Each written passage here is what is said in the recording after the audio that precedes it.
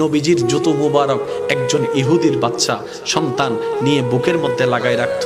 একটা দিন যখন নবীজির রহমাতুল লিল আলামিন খবর পেয়েছেন ও ছেলেটা অসুস্থ, নবীজি সব কিছুকে ফেলে ওই ছেলেকে দেখার জন্য চলে গিয়েছেন। সুবহানাল্লাহ। যাওয়ার পরে নবী বুঝতে পারলেন তার আর দুনিয়ার ভিসা বেশিক্ষণ নাই। রবের কাছে দোয়া করলেন, ও আল্লাহ, আমাকে মহাব্বত করে আমার জুতা নিয়েছে, আমাকে মহাব্বত করে আমার জুতা বুকে নিয়েছে। জগৎ যখন জানবে নবীর জুতা বুকে নিয়ে নেওয়ালা জাহান্নামে চলছে, জাহান্নামের আগুনে চলছে, আল্লাহ এটা তো আমার ইজ্জতের ক্ষতি, এটা তো আমার ইজ্জতের ক্ষতি। তুমি না বলেছো ওয়ারাফানা লাকা যিকরাক, তুমিই তো বলেছো ওয়ালা সাওফা ইউতিকা রাব্বুকা ফাতারদা, তুমি তো আমাকে বলেছো ওয়ামা আরসালনাকা ইল্লা রাহমাতাল লিল আলামিন। নবীজি যখন রবের কাছে ফরিয়াদ করলেন, রব দোয়া কবুল করলেন।